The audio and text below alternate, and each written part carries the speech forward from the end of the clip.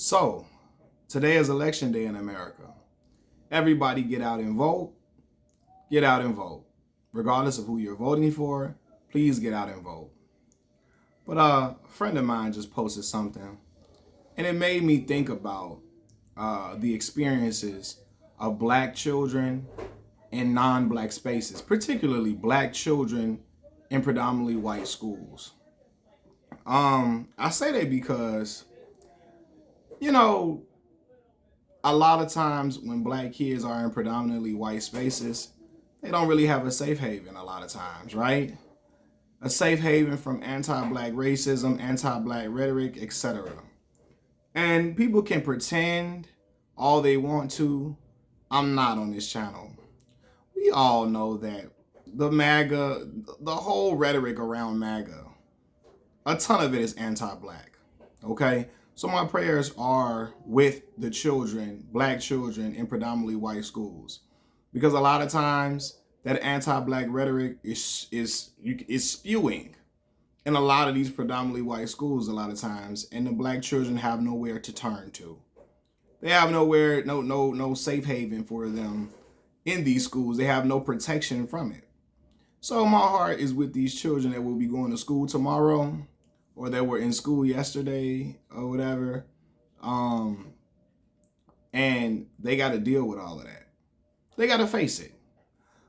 I'm thinking about that because I remember a friend of mine told me during the 2008 election, when Barack Obama became president, and she was in school, and a predominantly white school. She's a black girl. And she was basically telling me about how when she was in school and Barack Obama became president, people were acting as if Barack Obama was the Antichrist. Her school teacher, a white woman, was acting like Barack Obama was going to take her baby from inside of her stomach. She was pregnant at the time. There was a lot of anti-black rhetoric, like all flying all around the school, from the student body to the staff. A lot of macroaggressions and things that were being passed all through the school. And as a young black girl, she had nobody to turn to, And she was like, I can imagine how it felt probably at a black school versus a predominantly white school, where it was just a lot of anti-black racist things that were being said. And it was like, what can you do about it? We are in the minority here. There is no black teachers. If it is, it's one or two. And the students, you're a minority amongst the student body. There is hardly any black students in here. So I'm thinking about the young black kids who are at predominantly white schools during election time, where there might be a whole lot of MAGA support and a lot of MAGA rhetoric flying around. And again, we can be act crazy all we want to. Y'all know a lot of the rhetoric around MAGA is anti-black, right? And a lot of people will say, well, Donald Trump isn't this, he isn't that. But a lot of people who follow Donald Trump, a lot of people who love Donald Trump, they identify, they attach themselves to anti-black rhetoric. They spew anti-black rhetoric. You know what I'm saying? So, and we can pretend that they don't all they want to, but you be lying to yourself. So, that's what, even with me not knowing a whole ton about politics a lot of times, you can still see that. They can feel it in the air. When I was in Arkansas, in Jonesboro, Arkansas, for grad school, and I knew where I was. I knew I was in a red state, but I also knew that from the Confederate flags flying around, along with Trump stickers on the car, I knew what type of time it was. And I was never confused. I was never, oh, maybe not. No. When I went to Jonesboro, Arkansas, and I saw a t-shirt with a Confederate flag on it, and it said, a white kid wearing a t-shirt with a Confederate flag on it, and it said, it's not just a flag, it's a way of life. I saw this on my first day in Jonesboro, Arkansas, right? Then, not only just that, like, literally, people had these type of stuffed shirts on, and then they were getting in cars with Trump stickers all around it. So the MAGA hats and all of that too. And they had these Confederate flags on their cars with wearing MAGA hats. So my heart goes out to the black kids in these spaces. where they probably won't have anywhere to turn to when they're hearing anti-black stuff being said. And they probably been hearing it for a while, so I'm not gonna act like it's just on election day. They probably been hearing it around the schools they've been in. They probably been hearing a lot of things being said amongst their peers that can be very anti-black. They're probably coming from their parents at times, you know what I'm saying? And I'm not finna sit here and act like everybody that is a Trump supporter is racist. I'm not gonna say that. You know what I'm saying? I'm not. But there's a large segment of Trump supporting individuals who are very anti-black. And you, as a black person, you'd be crazy to not acknowledge that. You know, even if you are voting for Donald Trump, you'd be crazy to not know that there are a lot of MAGA folks who don't particularly care for black people. And yeah, and so when you have people who don't really care for black folks, certain rhetoric is going to fly out their mouth, and they're not going to have no regard for how it comes out. They're not going to think about it. Oh, we got black kids in these schools. They're not going to think about, oh, you know, we got a black person that works here in the office. They're not going to think nothing about that. But I'm really going to the kids because, again, when you're a child, it's really hard to really, how can you maneuver in an environment where you know a lot of anti-black stuff is being said?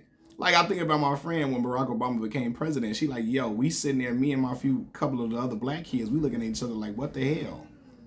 They in here acting like the Antichrist is here. And not only just that, not only acting like Barack Obama is the Antichrist, but it was the anti-black stuff that was being said. You know what I mean? So, derogatory terms being associated with Michelle Obama,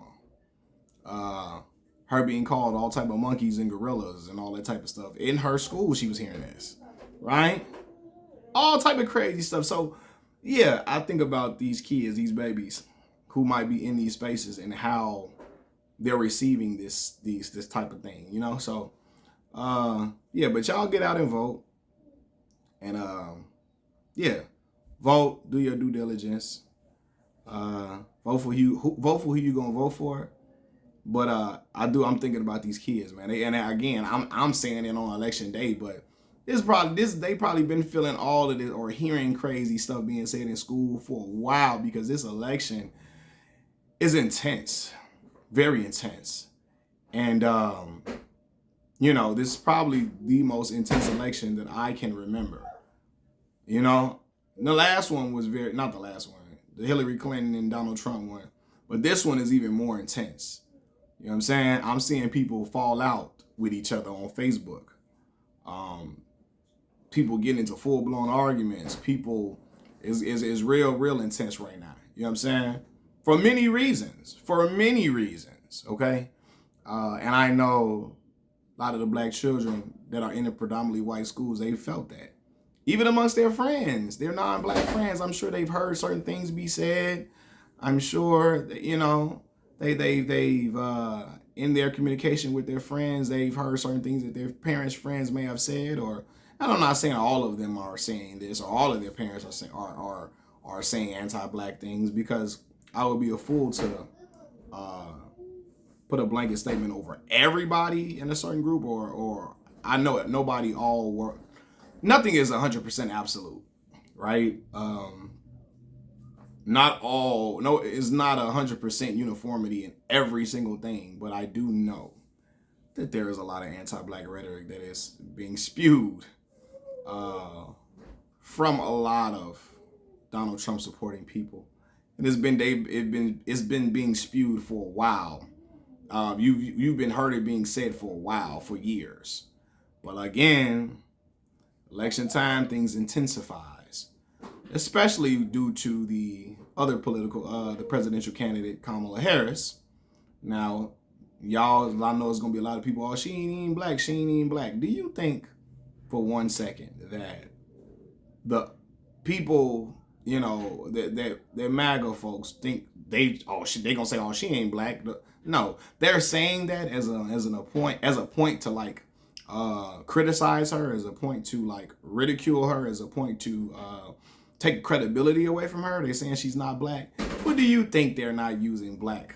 Do you think they're not using black racist terms, anti-black terms to describe her? Do y'all really think that? You don't think they're using anti-black terms to talk about her? You don't think they're using racial epithets that are used against black folks towards her?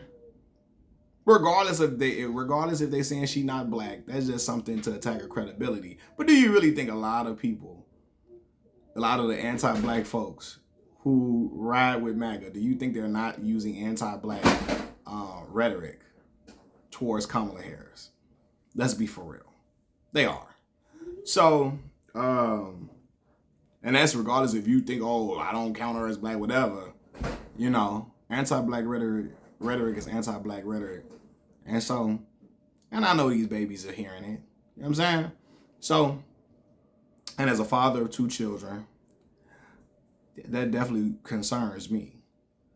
Now, my children are not in those type of environments, but, you know, I know there are a lot of black people who are in predominantly white schools. And I'm not saying it's bad if you're in a predominantly white school, but I just do know that a lot of times kids don't have a safe haven in those environments. That's why even if you want to go to a prominent school, if it's not a black school, at least be a mixed school, so they can get some type of like safe haven somewhere, you know? But anyway, man, yeah. Think about those babies today. Peace.